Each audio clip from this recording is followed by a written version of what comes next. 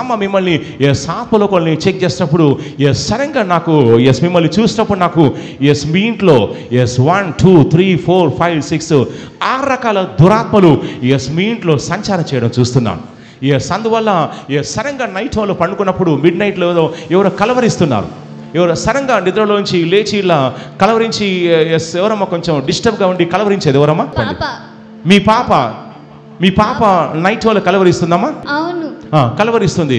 Next ఆత్మలోకంలో check చేసినప్పుడు సడన్గా మీలో నాకు బలహీనపరిచేటువంటి ఒక దురాత్మ కనిపిస్తుంది. అందువల్ల ఎవరికమ్మా కొంచెం తల తిప్పేసినట్టు కొంచెం పంచేయం కానీ కొంచెం అలసిపోయినట్టు సొలిసిపోయినట్టు అలసిపోయినట్టు ఎవరు కనిపిస్తుందమ్మా? నాకు ఏమనిపిస్తుందమ్మా మీకు? నెత్తి తల నొప్పిగా ఉంటుందండి. తల నొప్పిగా ఉంటుంది, తల తిప్పేసినట్టు అనిపిస్తుంది. ఏదైనా పని చేయగానే అలసిపోయినట్టు సొలిసిపోయినట్టు అనిపిస్తుందమ్మా? అనిపిస్తుంది. అమ్మ మిమ్మల్ని ఆత్మలోకాన్ని చెక్ చేసినప్పుడు సడన్గా నాకు మిమ్మల్ని చూసినప్పుడు నాకు మీ ఇంట్లో 1 2 3 4 5 6 6 రకాల దురాత్మలు మీ ఇంట్లో సంచారం చేయడం చూస్తున్నాను. అందువల్ల సడన్గా నైట్ వాళ్ళు పండుకున్నప్పుడు మిడ్ నైట్లో ఎవరో కలవరిస్తున్నారు. ఎవరు సడన్గా నిద్రలోంచి లేచి ఇలా కలవరించి ఎవరమ్మా కొంచెం డిస్టర్బ్గా ఉండి కలవరించేది ఎవరమ్మా? మీ పాప నైట్ వాళ్ళు కలవరిస్తుందమ్మా? అవును, కలవరిస్తుంది. నెక్స్ట్ ఆత్మలోకంలో చెక్ చేసినప్పుడు సడన్గా మీలో నాకు బలహీనపరిచేటువంటి ఒక దురాత్మ కనిపిస్తుంది. అందువల్ల ఎవరికమ్మా కొంచెం తల తిప్పేసినట్టు ఇట్లా తిరుగుతున్నట్టు తల తిప్పేసినట్టు కొంచెం పంచేయం కానీ కొంచెం అలసిపోయినట్టు సొలిసిపోయినట్టు అలసిపోయినట్టు ఎవరు కనిపిస్తుందమ్మా? నాకు ఏమనిపిస్తుందమ్మా మీకు? నెత్తి తల నొప్పిగా ఉంటుంది. తల నొప్పిగా ఉంటుంది, తల తిప్పేసినట్టు అనిపిస్తుంది. ఏదైనా పని చేయగానే అలసిపోయినట్టు సొలిసిపోయినట్టు అనిపిస్తుందమ్మా? అనిపిస్తుంది. నెక్స్ట్ ఆత్మలో చెక్ చేసినప్పుడు నాకు సడన్గా ఒక బాణం వచ్చి మీ యొక్క కడుపును ఇలా కూర్చొని నేను చూస్తున్నాను. బాణం వచ్చి ఇలా కడుపును కూర్చోగానే సడన్గా ఏదో సంథింగ్ గతంలో యూట్రస్లో గర్భాశయంలో ఏదో ప్రాబ్లం ఉండేది. గతంలో యూట్రస్లో ఏ ప్రాబ్లం ఉండేదమ్మా? నొప్పి ఉండేది. లైట్గా మీకు కడుపులో యూట్రస్ దగ్గర నొప్పిగా ఉండేది. ఓకే, నేను అదే చూస్తున్నా. ఒక బాణం వచ్చి మిమ్మల్ని ఇలా కూర్చొని నేను చూస్తున్నాను. నెక్స్ట్ ఆత్మలో చెక్ చేసినప్పుడు మిమ్మల్ని ఆత్మలోకంలో చెక్ చేసినప్పుడు పరిశుద్ధాత్ముడు మీ కుటుంబాన్ని దర్శించి సెలవిస్తున్నాడు. సడన్గా నేను స్పిరిట్లో చూసినప్పుడు ఇంట్లో నుంచి బంగారం తీసుకెళ్ళి బయట తాకట్టు పెట్టారు. కొన్ని డబ్బులు అవసరం ఉండి కొంచెం బంగారం ఉంటే తీసుకెళ్ళి బయట తాకట్టు పెట్టి కొంచెం అమౌంట్ తీసుకురావడం నేను చూస్తున్నాను. నెక్స్ట్ ఆత్మలో చెక్ చేసినప్పుడు పరిశుద్ధాత్ముడు సెలవిస్తున్నాడు. ఇంట్లో కొన్నాళ్ళ నుంచి కొంచెం మిస్అండర్స్టాండింగ్స్, కొన్ని గొడవలు లాంటివి జరుగుతున్నాయి. కొంచెం మిస్అండర్స్టాండింగ్ ఉండి మెంటల్గా ఎవరో డిస్టర్బ్ అవుతున్నారు. సరే, నేను మీకోసం ప్రార్థన చేస్తానమ్మా. ఏ కార్యం జరగాలని మీరు కోరుకుంటున్నారు? మా పాపకి 4 years మాటలు రావట్లేదు. ఇంకా ఆ పాప రితన్య పేరు, తన గురించి ప్రేయర్ చేయండి.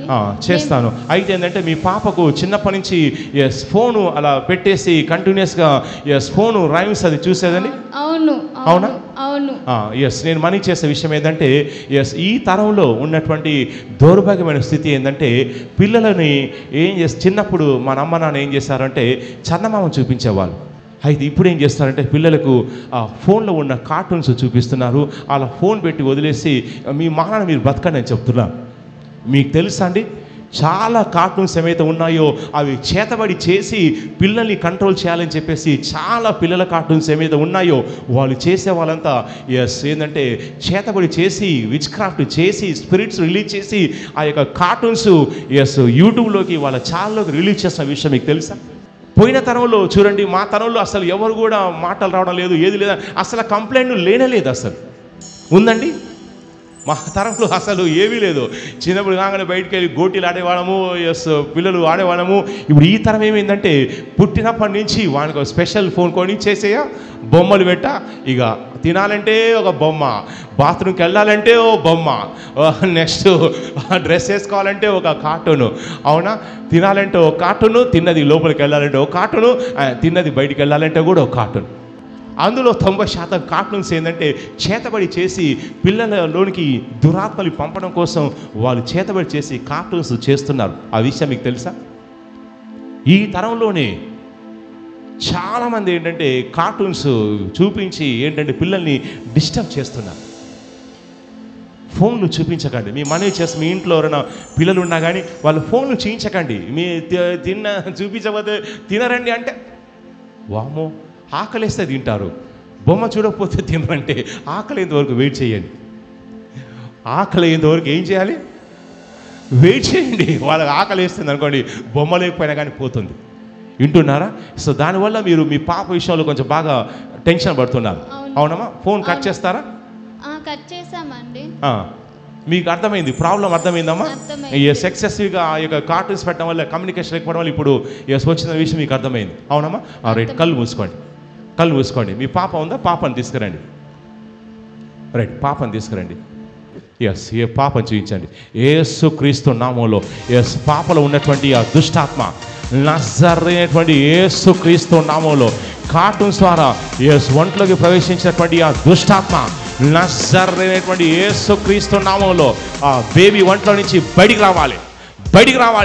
నజరేయుడైనటువంటి యేసుక్రీస్తు నామములో ఎస్ ప్రతి దురాత్మను విడిచేసి వెళ్ళిపోమని ఆజ్ఞాపిస్తున్నాను.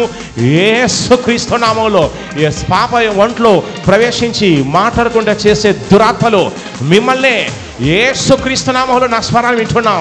ఆ పాప యొక్క ఒంట్లో నుంచి తల్లో నుంచి బ్రెయిన్లో నుంచి యేసుక్రీస్తు నామములో నజరేయుడైనటువంటి యేసుక్రీస్తు నామములో ఎస్ పాపలో నుంచి బయటకు వచ్చేస్తున్నా